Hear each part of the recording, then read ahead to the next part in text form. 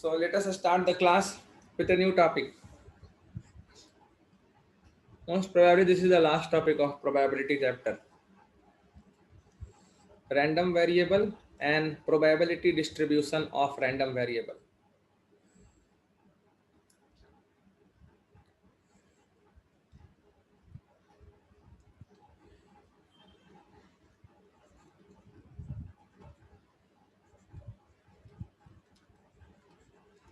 Random variable and probability distribution.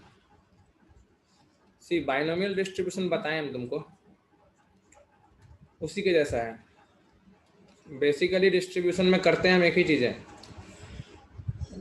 Random variable वहाँ भी x होता था जो मेरा बताता था नंबर ऑफ सक्सेस, यहाँ भी वही है, बस वहाँ बस दो आउटकम होता था, सक्सेस या फिर fail.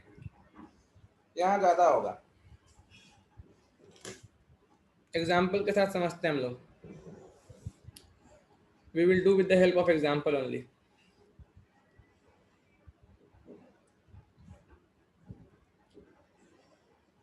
Suppose a pair of dice is rolled 3 times. Suppose a pair of dice. Suppose a pair of dice is rolled 3 times. ठीक है? So each time total number of outcomes will be same. Each time total number of outcomes will be 6 square मतलब 36, and outcomes every time you know what is this. Outcomes are always 1 1 1 2 ऐसे 1 6 तक, 2 1 2 6 तक, last में 6 1 6 2 ऐसे 6 6 तक। ये total 36 outcomes होंगे जो हर बार इसी में से कोई ना कोई आउटकम आएगा। Now doublet, we are going to investigate the number of times we are getting a doublet. Doublet means both the dice will will show same outcomes. So doublet का मतलब हो गया दोनों डाइस पर सेम ही number दिखेगा। So doublets are 1 1 2 2 3 3 4 4 5 5 and 6 6. Now see, for JEE Mains this is an important topic. JEE Advanced rarely इससे पूछता है। So total number of doublets possible is 6 pairs. तो डबलेट आने का प्रोबेबिलिटी हर बार ऑब्वियसली 6/36 होगा। So probability of getting a doublet, probability of getting a doublet in each throw will be equal to 6/36, that is 1/6, and probability of not getting a doublet will be 30/36. Probability of not getting doublet will be equal to 1 minus 1/6 equal to 5/6, that is 30/36. Now the question what comes, question ऐसा आता है,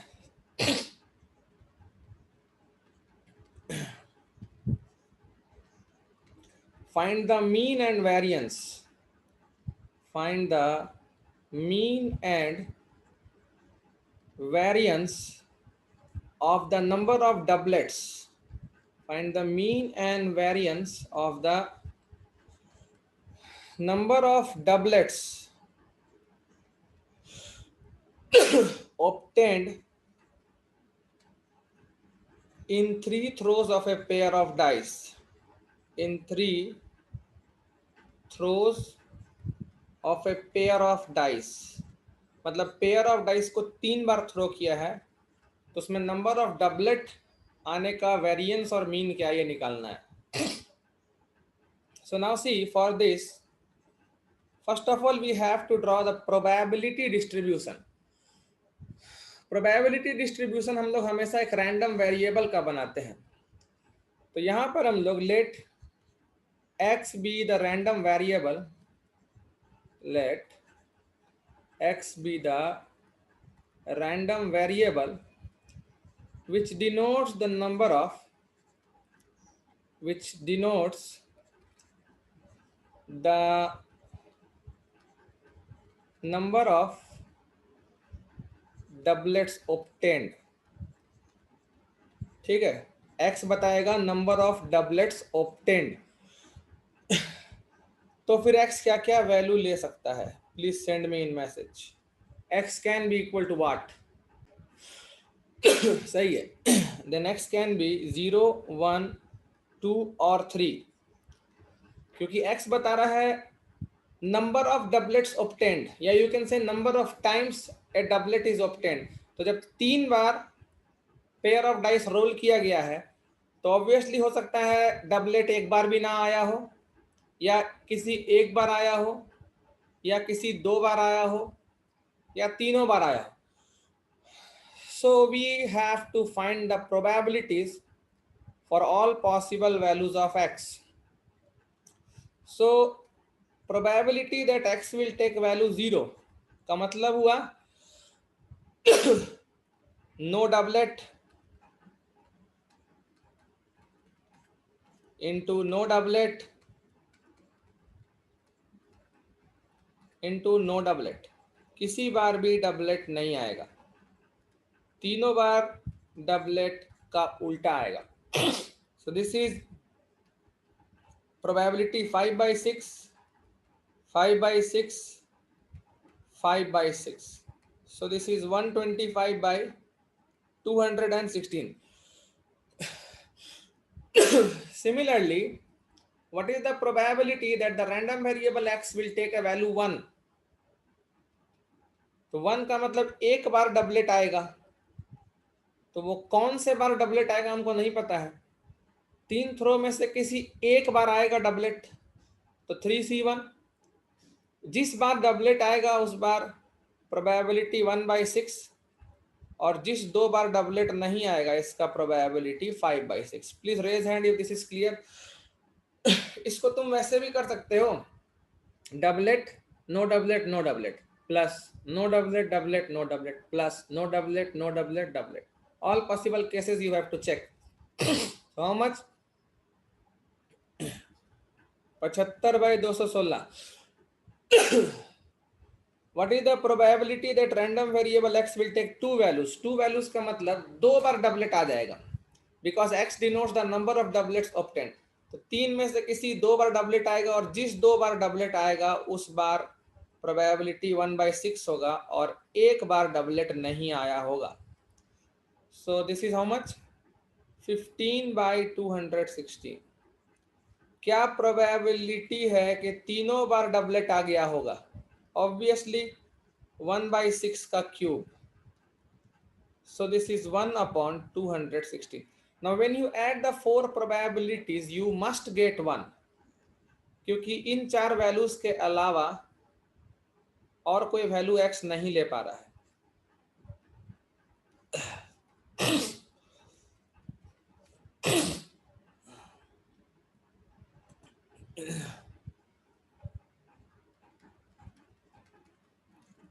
Let us check by adding how much. 125 plus 75 plus 15 plus 1/216. So this is 216/216. So sum of the probabilities must be 1, and it's correct. It's perfectly fine.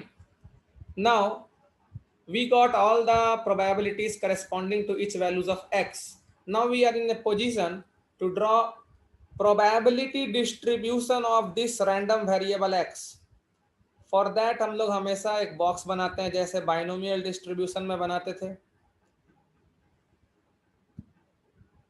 So here I have the x value and here I have probability of x.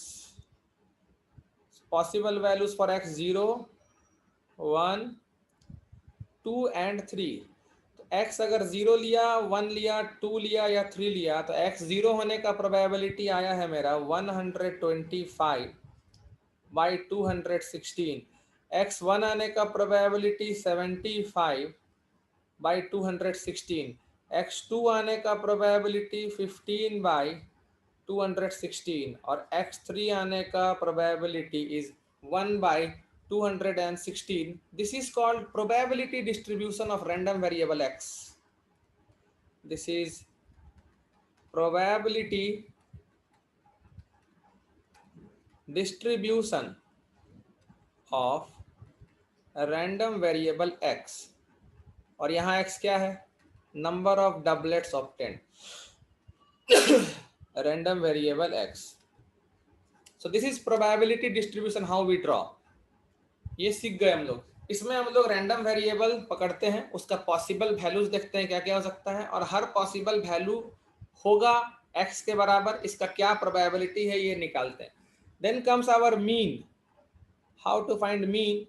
तो mean का formula easy है. Mean का formula easy है. क्यों? Mean तो mu से denote करते हैं या प्रोबेबिलिटी के टर्म्स में ई ऑफ एक्स भी लिखते हैं. ई मतलब मीन. ये तो हर बच्चा को समझाना नहीं पड़ता है. जैसे हम लोग डेटा और उसका फ्रीक्वेंसी को मल्टीप्लाई करके ऐड करते हैं, that is the mean data. तो mean value of x can be found like this, summation of x i into P of x i, where i takes value from 0 to n. To be more precise, let's not write 0 to n क्योंकि summation का limit कुछ भी दे सकता है. वो basically कहाँ से कहाँ वैल्यू लेगा एक्स उस पर डिपेंड कर सकता है. हो सकता है कुछ ऐसा एक्सपेरिमेंट हो जिसमें एक्स 0 ना हो पाए, सिर्फ 1 2 3 4 हो. ये फार्मूला क्लियर है तो हैंड रेस करना. It is the same formula x i into frequency का summation. So this is how we get mean. Is a very really important thing for JEE Mains. JEE Advance पूछेगा या नहीं पूछेगा, mains पूछ सकता है कभी भी. Next comes variance.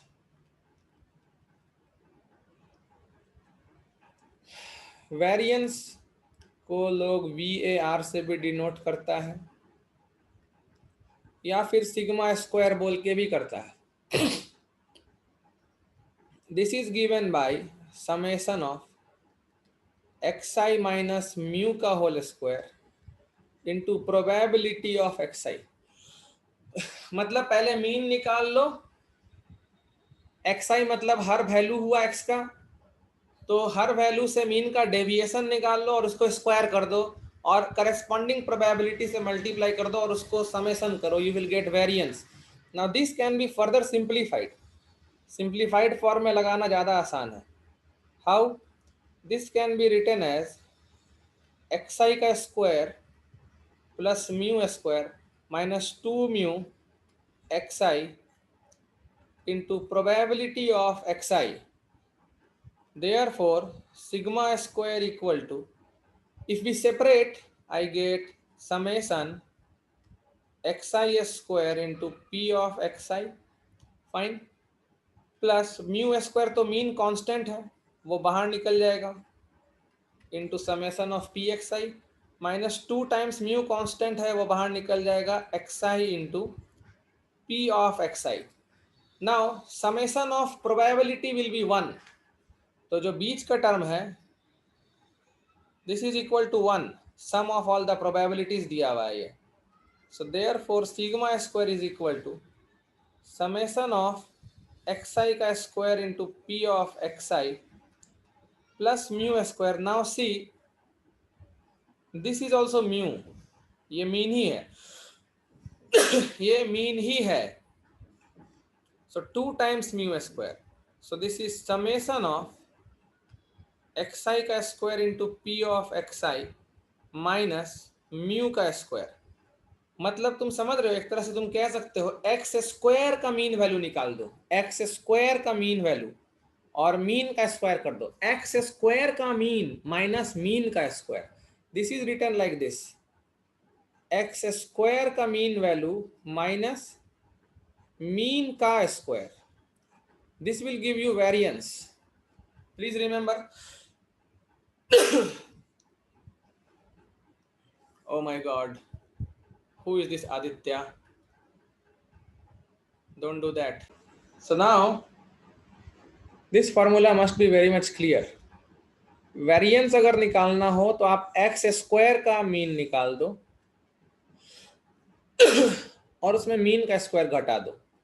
That is, अगर वेरिएंस निकालना है तो आप एक्स स्क्वायर का मीन निकाल दो और उसमें एक्स का मीन का स्क्वायर घटा दो। This will give you the variance. And the last one is standard deviation. Standard deviation ये तो तुम जूनियर क्लास में पढ़े होगे, ये वेरिएंस का स्क्वायर रूट होता है। Standard deviation sigma is given by under root of variance. पढ़े हो किसी क्लास में ये? That is, you can say like this, sigma equal to summation of xi minus mu का whole square into P of xi का under root. अंदर variance है, इसको तुम ऐसे भी लिख सकते हो, एक्स स्क्वायर का मीन माइनस एक्स का मीन का स्क्वायर का under root. So these are the three important formulas जिस पर हम क्वेश्चन बना के दिखाएंगे तुमको, और इसी में बनाएंगे। नाउ सी, सबसे पहले तो हमको एक्स का मीन वैल्यू निकालना है। टेबल हमारे पास है, मीन निकालने के लिए कुछ भी नहीं करना है। मीन मतलब ई ऑफ एक्स बोल लो या म्यू बोल दो। This will be summation of xi into P of xi, simple. So this is equal to, पहला x क्या है? 0, उसका प्रोबेबिलिटी 125 बाई 216 प्लस दूसरा x है 1, उसका probability 75 by 216 plus 2 into 15 by 216 plus 3 into 1 by 216. So this will give you the value of mean. So this is 0. So this is 75 plus 30 plus 3 by 216। कितना हो गया? 75 और 30 105, 108 by 216, so half। Therefore mean value of number of doublets in 3 throws of a pair of dice will be half. If it is clear, please raise hand. Shardul okay, Savi, Kaustu, Varad, Pallavi, Mrunmay, Srishti, Sakshi, all okay? Fine. Now I want variance. Then for variance, we should have a more row for x square. We should have a row extra for x square. तो variance निकालने के लिए हमको नया table बनाना पड़ता है। अब नया टेबल बनाएं या इसी में लिख दें, एक ही बात है, लेकिन चूंकि टॉपिक पहला बार पढ़ा रहे हैं तो नया टेबल बना दे रहे हैं। We should have 3 rows for x square and for pxi. So 0, 1, 2 and 3. So here comes x value, here comes x square value, and here comes p of x value.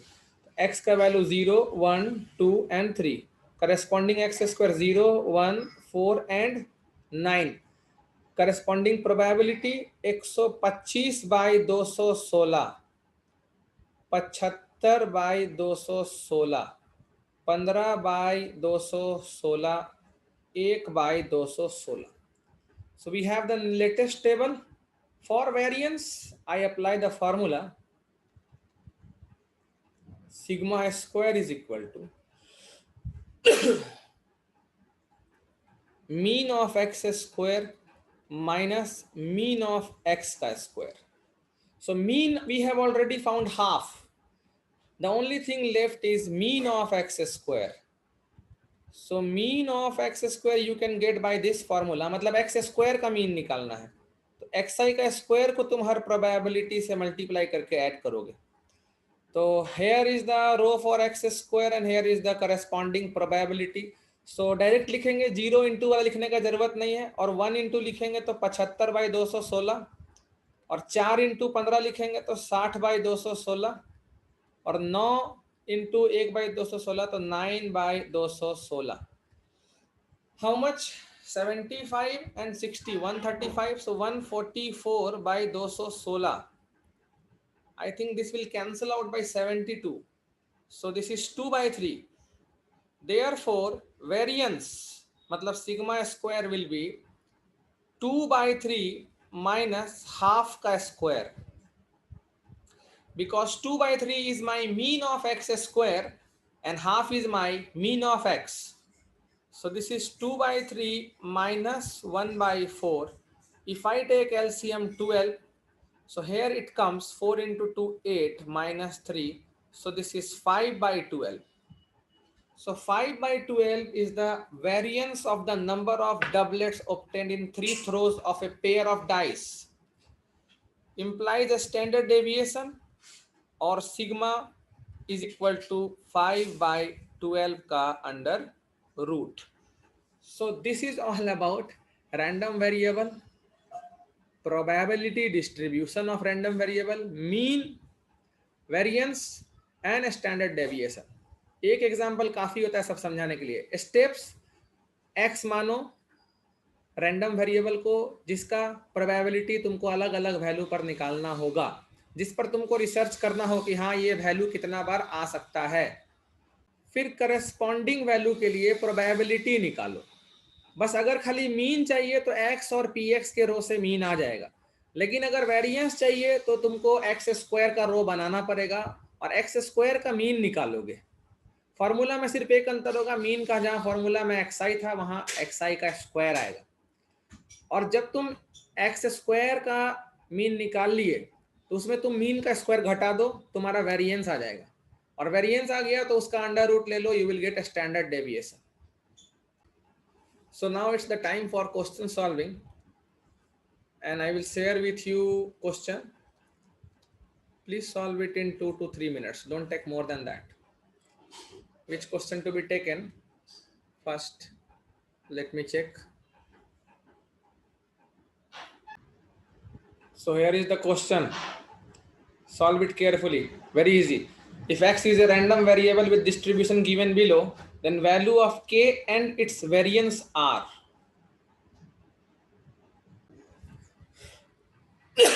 इसमें देखो 0 1 2 3 है तुम्हारा रैंडम वेरिएबल का value, और probability है k 3 k 3 के k, तो sum of the probability should be 1 first of all. So obviously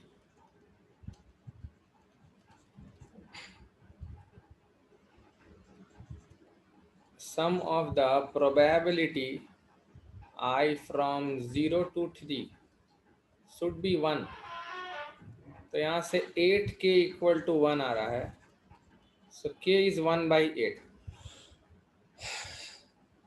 so जो प्रोबेबिलिटी डिस्ट्रीब्यूशन दिया है,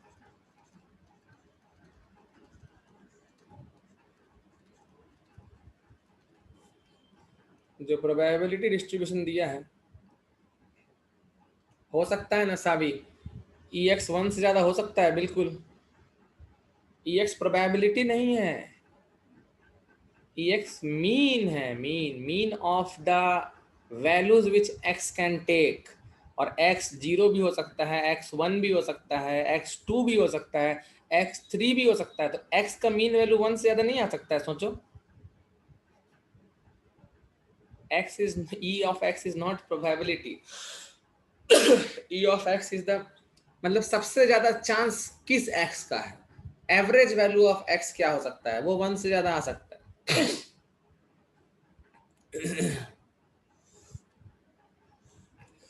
तुम्हारा ई ऑफ एक्स 1 से ज्यादा आ गया था इसलिए सोचने लगी थी क्या?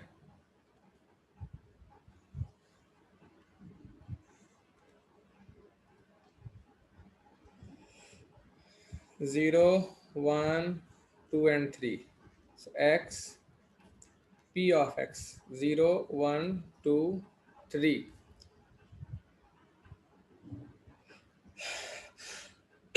k 3k 3k k, so 1 by 8, 3 by 8, 3 by 8, 1 by 8। Variance निकालना ही है तो एक्स स्क्वायर भी बना ही लेते हैं। X square will be 0, 1, 4, 9। So first of all mean will be given by summation of xi into p of xi, I equal to 0 से 3 तक। 0 into 1 by 8 0, 3 by 8, 6 by 8, 3 by 8, so 12 by 8 यही आया था Sabi. So this is 3 by 2, ये mean हो गया। Now mean of x square आएगा summation of x i का square into P of x i. तो ये वाला रो और ये वाला रो काम का है, तो 3 by 8 plus 12 by 8 plus 9 by 8, तो ये 24 by 8 हो गया, मतलब 3। सो देयर फॉर वेरियंस मतलब sigma square is equal to E of x square minus E of x का square. So 3 minus 9 by 4, so 3 by 4। Variance आ गया 3 by 4 और स्टैंडर्ड डेविएशन अगर पूछता तो वो √3/2 होता, which is approximately 0.867।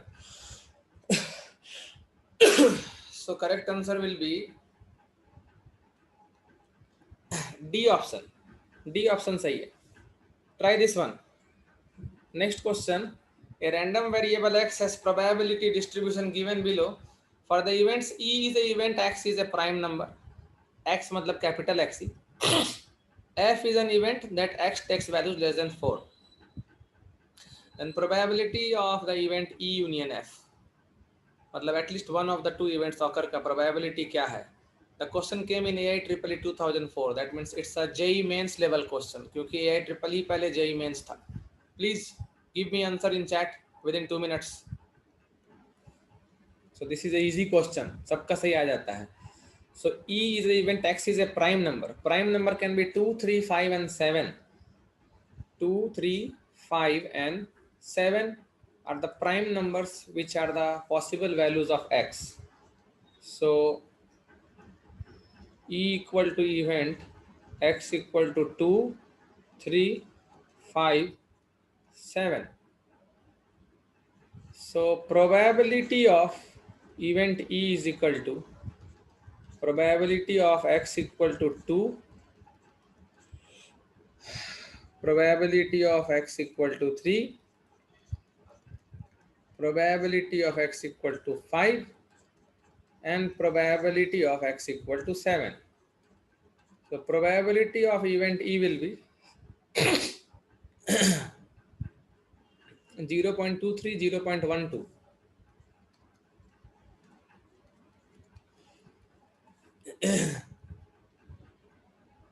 Zero point 20, 0.07.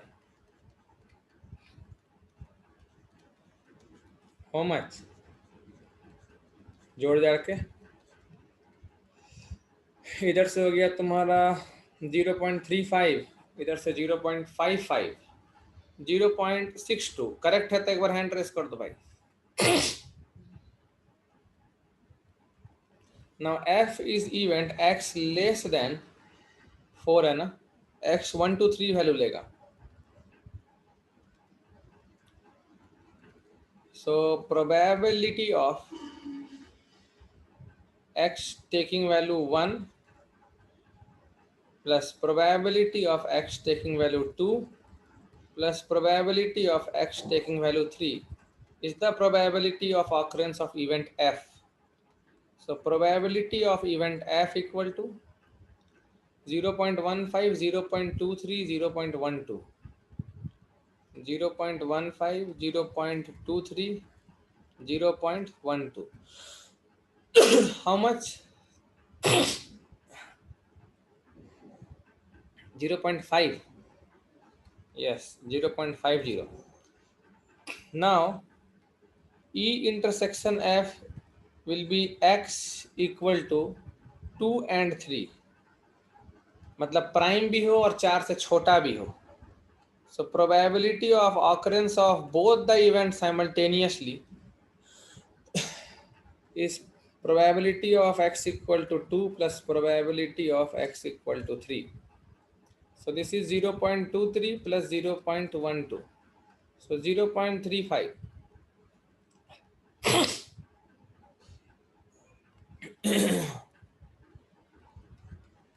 So probability of E union F equal to probability of E plus probability of F minus probability of E intersection F. 0.62, 0.50 minus 0.35. कितना है भाई ये?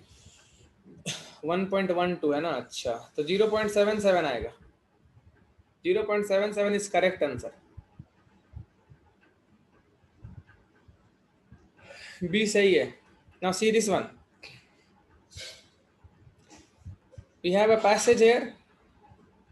Read the passage carefully and solve both the parts and give me answer in 5 minutes. So it's an easy question.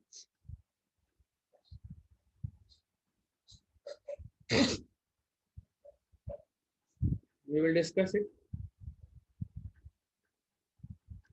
Now see, x मेरा मान लो random variable है.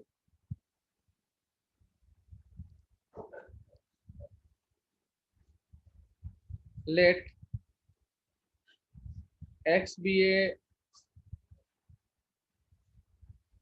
a random variable which denotes the sum, which denotes the sum of the numbers, which denotes the sum of the numbers on two dice. तुमसे ये भी question में पूछ सकता था, find the mean of the event AI करके. तो उसके लिए प्रोबेबिलिटी डिस्ट्रीब्यूशन बनाना पड़ेगा. x क्या क्या वैल्यू ले सकता है? सम 1 तो नहीं होगा. 2, 3, 4, 5 ऐसे करके 12 तक x वैल्यू ले सकता है. Very clear. So now outcomes, total number of outcomes are 6 square equal to 36. ठीक है. So now probability that x equal to take value 2 is probability of the event 1,1. That's it. सम 2 होने के लिए सिर्फ एक ही आउटकम लाइकली है और वो है 1,1. तो ही सम होगा. और हर आउटकम का जानते हो प्रोबेबिलिटी 1/36. So this is 1/36. इसी तरह probability of x equal to 3, मतलब sum of the numbers on the two dice 3 हो जाए. This is possible if the dice shows 1 2 और 2 1. So this is probability 2/36. Cancel out नहीं करेगी. तो इसी तरह टेबल बना देते हैं सीधे. सो प्रोबेबिलिटी डिस्ट्रीब्यूशन,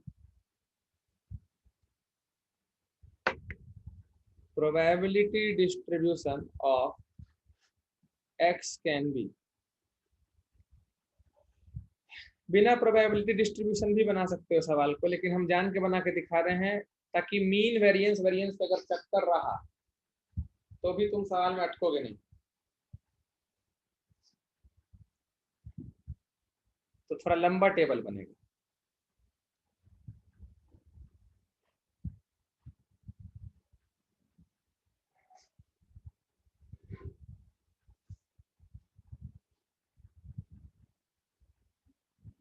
यहाँ पे x, यहाँ पे p of x 1 2 3 4 5 6 7 8 9 10 11 and 12. So x can take values 1, sorry बेकार में 1 का बनाए, समझ रहे हो ना, बेकार में बनाए 2 3 4 5 6 7 8 9 10 11 12। नाउ सम 2 होने का प्रोबेबिलिटी 1/36 है, 3 होने का 2/36 है। 4 के लिए क्या क्या पॉसिबिलिटी है, बस पॉसिबिलिटी काउंट करेंगे। 1 3 3 1 2 2, तीन ही पॉसिबिलिटी है। सो दिस इज 3/36। हम जैसे ही गलत हो वैसे ही हैंड रेस कर देना। 5 के लिए 1 4 4 1 2 3 3 2 बस, तो 4/36। 6 के लिए 1 5 5 1 2 4 4 2 and 3 3, so 5/36। 7 के लिए 1 6 6 1 2 5 5 2 3 4 4 3, 6/36। 8 के लिए 2 6 6 2 3 5 5 3 4 4, दैट्स इट, 5 ही, मतलब अब घटना चालू हुआ। 9 के लिए 3 6 6 3 4 5 5 4, 4 ही आया, 4/36। 10 के लिए 4 6 6 4 5 5, 3/36। 11 के लिए 5 6 6 5, 2/36। 12 के लिए 6 6 is the only possibility. If table is correct, please raise hand.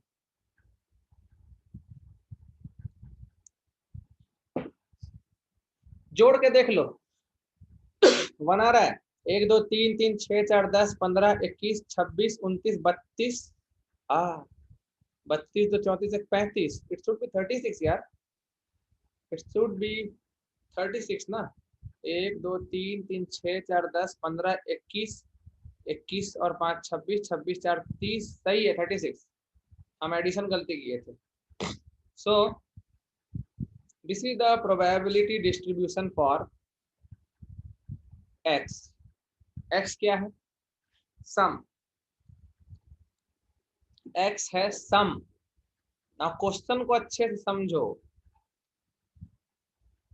Probability of ai greater than 0 is the probability that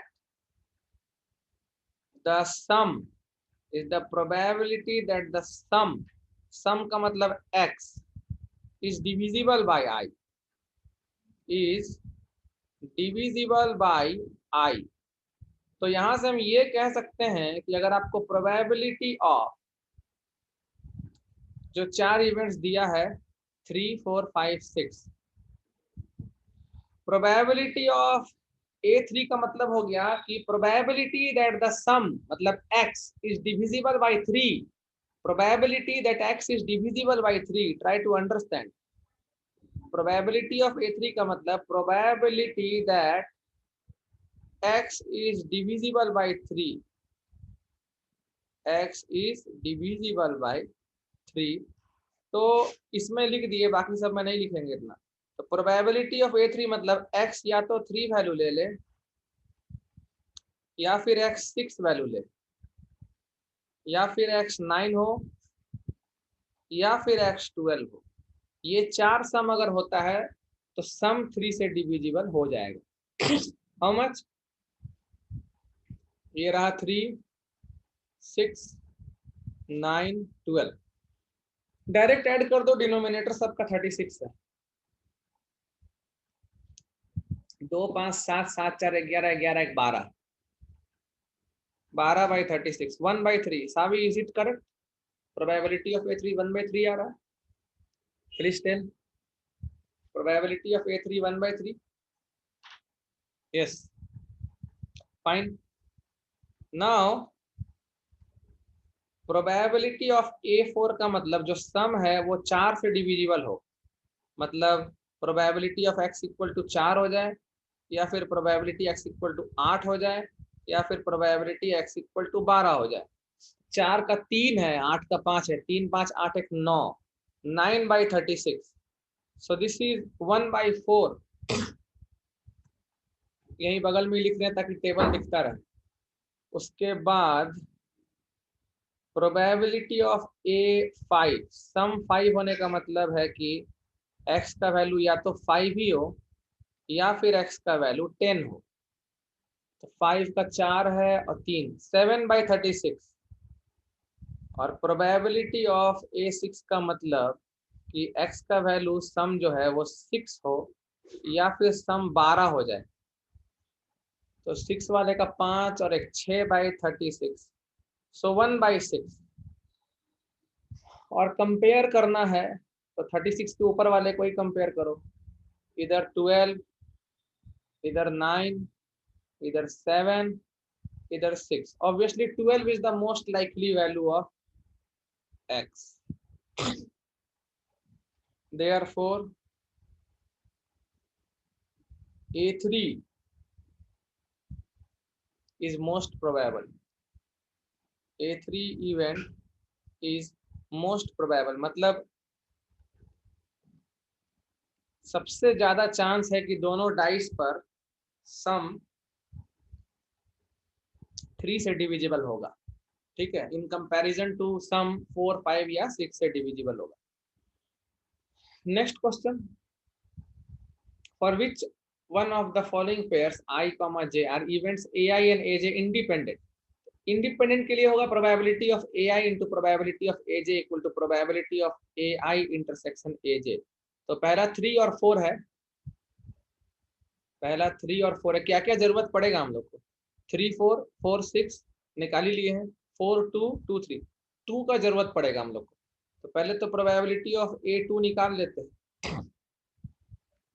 this is probability of x equal to 2, probability of x equal to 4, probability of x equal to 6, probability x equal to 8, probability of x equal to 10 and probability that x equal to 12। सारे even वाले सम का जोड़ देना है probability. मतलब 1 और 3 4, 4 और 5 11, 11 और 5 16, 16 और 3 19, 19 और 1 20, 19 और 1 20, 20/36 आ रहा है। Savi correct? Please raise hand if correct.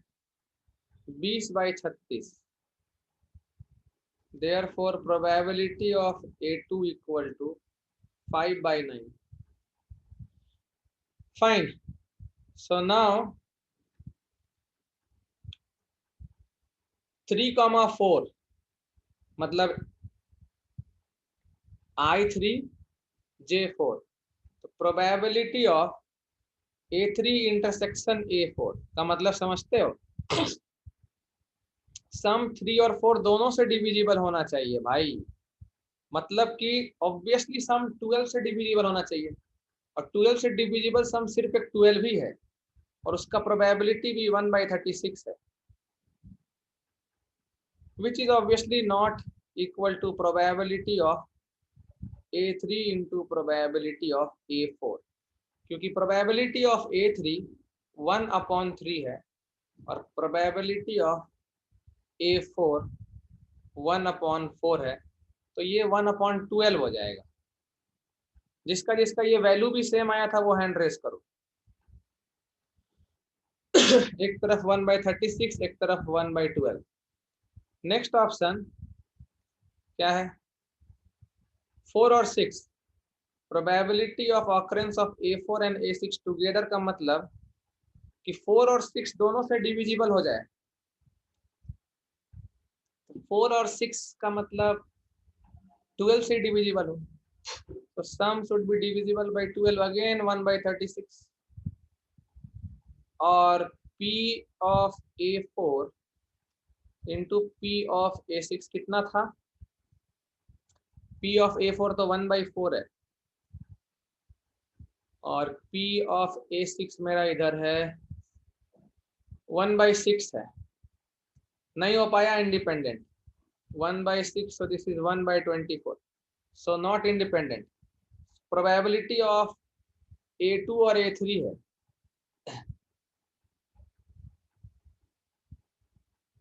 सावी का कहना है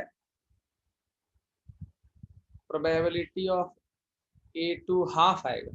लेट मी चेक। सही टाइम पर हम लोग गलती देख लिए।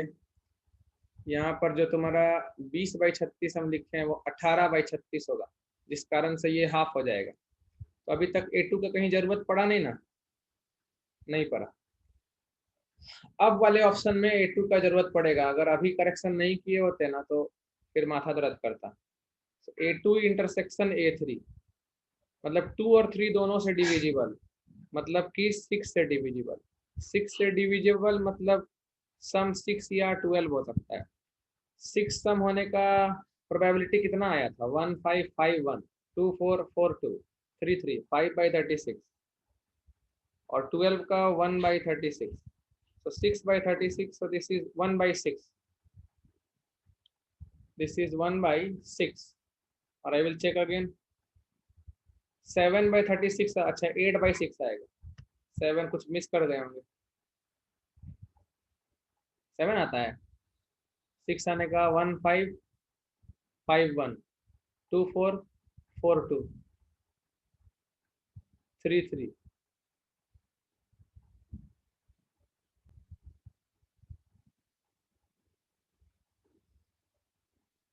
सो प्रोबेबिलिटी ऑफ 6 आने का 5/36 था, और 12 आने का एक ही था, 5 और 1 6/36, तो 1/6। और प्रोबेबिलिटी ऑफ A2 कितना है? प्रोबेबिलिटी ऑफ A3 कितना है?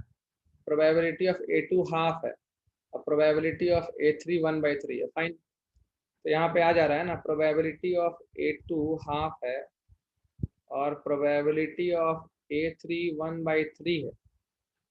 तो यहाँ से देख सकते हो तुम कि probability of A2 into probability of A3 1/6 आ रहा है, सेम ही आ रहा है। So A2 and A3 are independent events. A2 and A3 are independent events. Last option check कर लेना, आंसर आ ही गया, सिंगल चॉइस करेक्ट है, मतलब लास्ट ऑप्शन नहीं होगा। क्वेश्चन समझ गए ना? तो एक और क्वेश्चन ट्राई करना क्लास के बाद, कि लास्ट क्वेश्चन में जैसे पूछा 4 ऑप्शन देके कि कौन सा ऑप्शन बता रहा है कि इंडिपेंडेंट इवेंट है, वैसे ही क्वेश्चन है कि I, J का कितना ऑर्डर्ड पेयर ले सकते हो ताकि AI और AJ इंडिपेंडेंट इवेंट होगा। So please try this one. अब हम लोग इंडिपेंडेंट इवेंट्स पर ही क्वेश्चन करेंगे, प्रोबेबिलिटी का सारा थ्योरी ओवर है। Example 6, let E and F, and please solve fast answer दो हमको। let E and F be two independent events such that probability of E is less than probability of F.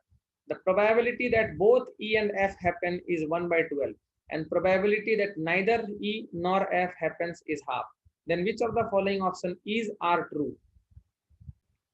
देखो option बड़ा फालतू दिया हुआ है। बोल रहा है E और F दोनों होगा, मतलब E इंटरसेक्शन F का प्रोबेबिलिटी दिया हुआ है 1/12, और इंडिपेंडेंट इवेंट है तो दोनों के प्रोबेबिलिटी का प्रोडक्ट 1/12 ही होना चाहिए। तो वो इकलौता डी ऑप्शन में ही है, तो यही आंसर होगा कि बाकी में तो प्रोबेबिलिटी का प्रोडक्ट 1/12 हो नहीं रहा। ठीक है।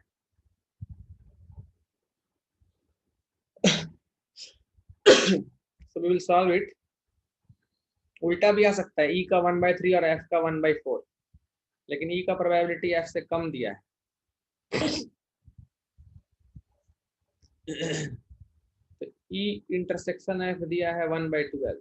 Probability that both occurs implies probability of E into probability of F equal to 12. Reason, E and F are independent.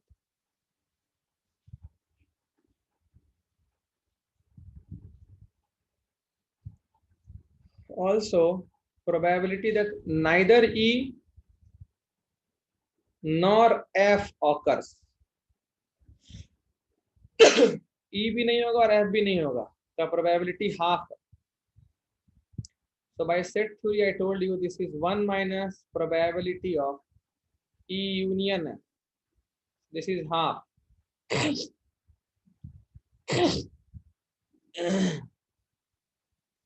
तो एटलीस्ट एक इवेंट होगा, इसका प्रोबेबिलिटी हाफ है. So now we know that probability of E intersection F is equal to probability of E plus probability of F minus probability of E union F. So 1/12 equal to probability of E plus probability of F minus half. So probability of E plus probability of F will be 1/12 plus half. How much? LCM 12, 6, 1, 7/12. Now see two equations we have. PA और PB का product 1/12 और P और PF का सम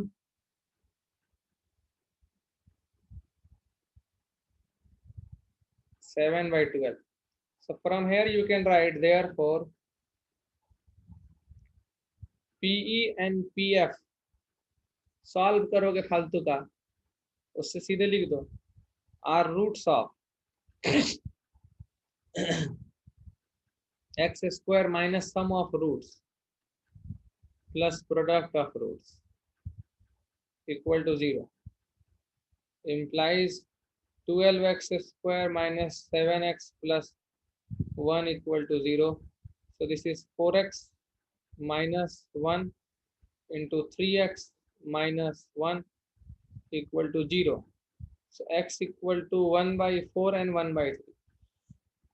तो PE और PF का value 1/4 और 1/3 होगा. सो दोनों पॉसिबिलिटी है. जेई एडवांस में एक बार क्वेश्चन आया था, उसमें दोनों ही पॉसिबिलिटी मार्क करना था. ये भी एक पॉसिबिलिटी है और E का प्रोबेबिलिटी 1/3 हो और F का प्रोबेबिलिटी 1/4 हो, ये भी एक पॉसिबिलिटी है. पर since for our question F का होने का चांस ज्यादा है, तो इम्प्लाइज E का प्रोबेबिलिटी कम वाला होगा और F का प्रोबेबिलिटी ज्यादा वाला होगा.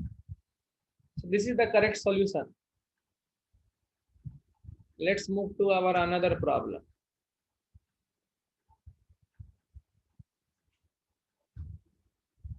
Now next problem क्या है?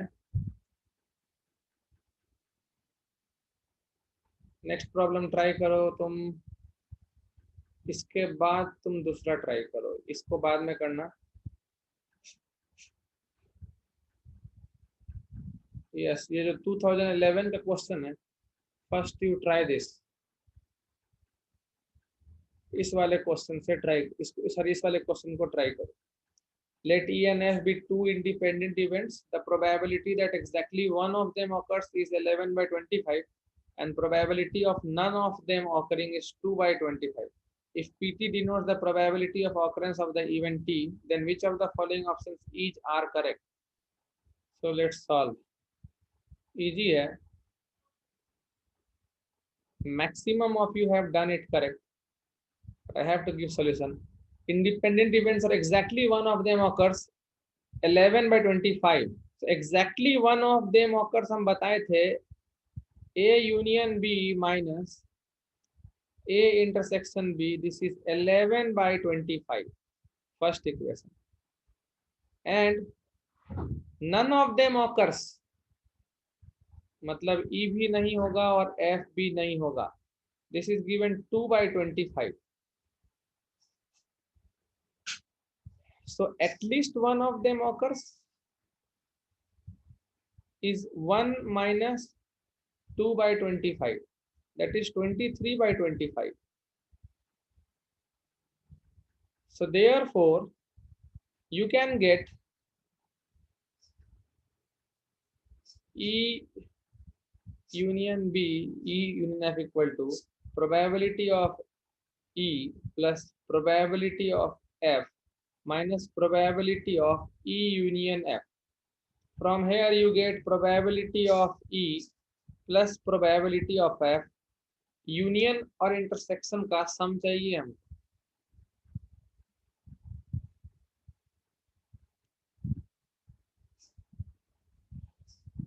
कितना होगा? यूनियन का सम है 23 बाई 25, तो 23 बाई 25 अगर हम रख देंगे इक्वेशन 1 में तो तुम्हारा इंटरसेक्शन आ जाएगा 12 बाई 25। तो probability of E intersection F will be 12 by 25। 12 by 25 और 23 बाई 25 को जोड़ोगे तो कितना हो जाएगा? 35 बाई 25 मतलब 7 बाई 5। This is equation 3। और जो इंटरसेक्शन का प्रोबेबिलिटी है वही ई और एफ का सम भी हो, प्रोडक्ट भी हो जाएगा 12 बाई 25। सो फाइन ना। देयरफॉर सिमिलरली वही same calculation, P E and P F are roots of x square minus sum of roots plus product of roots। तो यहाँ फैक्टराइज कर ही देते हैं ना, सीधा तो दिख ही रहा है 4 बाई 5 और 3 by 5। So x equal to 4 by 5 या 3 बाई 5। तो यहाँ से दोनों पॉसिबिलिटी आ रहा है ना मेरे। पॉसिबल है कि e का प्रोबेबिलिटी 4 बाई 5 हो और f का प्रोबेबिलिटी 3 बाई 5 हो, या फिर e का प्रोबेबिलिटी 3 बाई 5 हो और f का प्रोबेबिलिटी 4 बाई 5 हो। आइदर दिस और this, both are possible. This is also correct and this is also correct.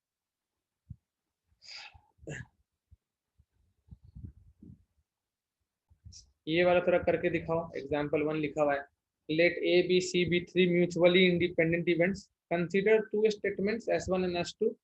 S1 बोल रहा है कि A और B यूनियन C भी इंडिपेंडेंट होगा और S2 बोल रहा है A और B इंटरसेक्शन भी इंडिपेंडेंट होगा। तो दो चारों ऑप्शन में से कौन सा ऑप्शन करेक्ट है? So such questions are important for mains exam. कभी भी इंडिपेंडेंट चेक करना है तो प्रोडक्ट से शुरू मत करो, नहीं बनेगा सवाल। बोल रहा है A B C are 3 independent events, are 3 independent events का मतलब हो गया कि probability of A intersection B is equal to probability of A into probability of B. Probability of B intersection C equal to probability of B into probability of C. Probability of C intersection A will be probability of C into probability of A, and probability of A intersection B intersection C equal to probability of A into probability of B into probability of C। सावी अगर तुम ये probability में set theory लगाना avoid करोगी ना तो पक्का तुम्हारा मेंस में क्वेश्चन छूटेगा, बता दे रहे हैं। सो नाउ ए और बी यूनियन सी को चेक करना है, तो पहले हम बी इंटरसेक्शन वाला दिखाएंगे। Probability of A intersection B intersection C, ये दो इवेंट है भाई हमारे पास। ये एक इवेंट है ई और ये एक इवेंट है एफ। हम probability of E intersection F को अगर प्रूफ कर दिए probability of E into probability of F, तो ई और एफ हो गया ना independent. So this can be written as probability of A intersection B intersection C which is probability of A into probability of B into probability of C, which can be written as probability of A into probability of B intersection C. क्यों? ये देखो ना भाई, please see this, B and C are independent events ना, तो ये लिखा सकता है ना probability of B intersection C. So finally ये देखो E आ गया और ये देखो F आ गया. Probability of E intersection F, you are able to prove probability of E into probability of F. Therefore A and, ये तो बहुत सिंपल सा प्रूव करना, B intersection C are independent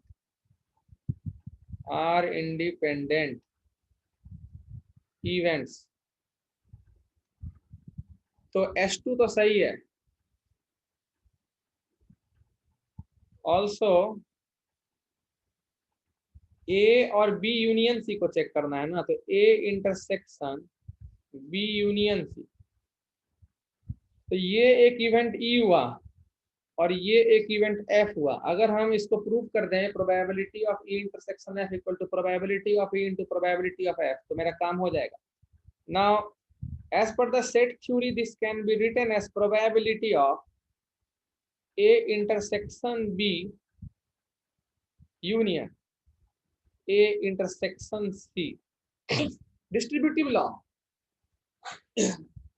लगा सकते हो, इंटरसेक्शन है ना बाहर, तो A intersection B अंदर union A intersection C. Now this we know that can be written as, ये तुम्हारा हो गया वो वाला formula, probability of A union B कैसे लिखते हो, PA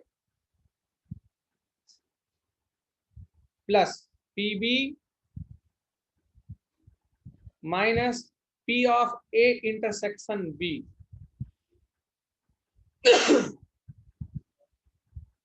A इंटरसेक्शन B वो ऐसा लिखाएगा. I hope you can understand this. Please raise hand. Now A and B are independent, so this is PA into PB plus this is PA into PC. This is basically A, B and C में intersection, तीनों का intersection. So probability of A into probability of B into probability of C. When you take out common probability of A, you get probability of B plus probability of C minus probability of B into probability of C. Now B and C are independent events, so the last term can be written as probability of B intersection C. Probability of B plus probability of C minus probability of B intersection C. Now this is probability of B union C. This is probability of B union C. Now see, this is our old E and this is our F. So you got probability of E intersection F equal to probability of E into probability of F, implies A and B union C are also independent. मतलब S1 और S2 दोनों ही statements सही थे. To be very clear, both S1 and S2 are true. So for probability, this much theory, this much calculation, this much type of problems is sufficient. This is done for mains as well as for advanced level, but till mains level we will be solving sheets and more questions, और mains हो जाने के बाद advance level के लिए advance से भी higher level of problem करेंगे. So for probability this much is okay. For next class please do revise all the concepts taught in permutation and combination chapter and then come. Thank you.